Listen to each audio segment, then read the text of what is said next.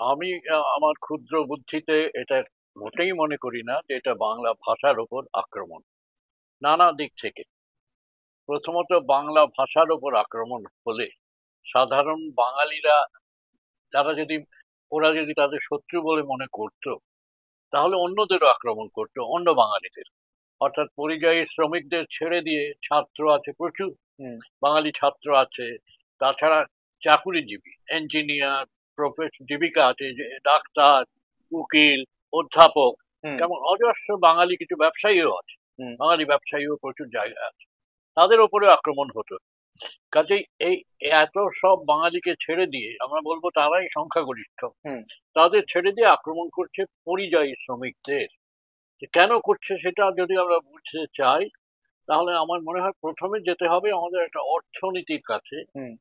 যে কিছু লোক হয়তো ওখানে ভাবছে যে এরা আমাদের জীবিকা দখল করতে এসছে। হুম। যেমন আমাদের যে চাকরিগুলো পাওয়ার কথা, যে কাজগুলো পাওয়ার কথা, এরা অন্য প্রদেশ থেকে এসে আমাদের সেই চাকরিগুলো নিয়ে নিচ্ছে। এটা ভাবনাটা সরল। কারণ এই বাঙালিদেরও ডেকে নিয়ে যাচ্ছে ওদেরই লোক, কিছু আরকাঠি কেমন হ্যাঁ। সস্তা শ্রম হয়তো পাবে, ওখানে বেশি দিতে হবে, বাঙালিদের হয়তো অনেক কমে পাচ্ছে। কাজে আমার মনে হয় এই অর্থনৈতিক একটা ভয় হচ্ছে প্রথম কারণ। হুম। এক নম্বর। আরো কারণ আছে। একটা হিন্দুত্বের জিগির তুলেছে বিজেপি, হুম। এবং হয়তো এই যে পরিযায়ী শ্রমিক তাদের বেশিরভাগই হচ্ছে মুসলমান। হুম। উত্তরবঙ্গ থেকে, মুর্শিদাবাদ থেকে মুসলমানরা গেছেন, দক্ষিণ চব্বিশ পরগনা থেকেও গেছে, আমি জানি নানা হুম। জায়গা থেকে হুম। গেছে। এই মুসলমান সম্বন্ধে একটা অহেতুক ভীতি তাদের মনের মধ্যে জাগিয়ে তোলা হচ্ছে। এবং সেই সঙ্গে সঙ্গে তৃতীয় যে সমীকরণটা কাজ করছে যে মুসলমান হলে হয়তো এরা ঠিক ভারতীয় নয়, এরা সব বাংলাদেশি। হুম। বাংলাদেশি হলেই সঙ্গে সঙ্গে শত্রুতার পরিমাণটা আরো বেড়ে যাচ্ছে। হুম। কারণ বাংলাদেশ ভারতের সঙ্গে খুব একটা এখন মানে সম্পর্কটা জটিল হয়ে গেছে।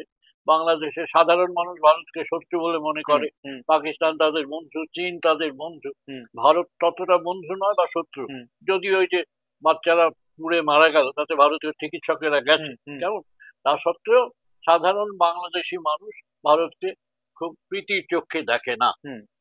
তার ফলে ভারতীয়রাও হয়তো ওই রকম একটা প্রতিক্রিয়া যাকে বলে সেইটা করছে, যে ওরা আমাদের শত্রু।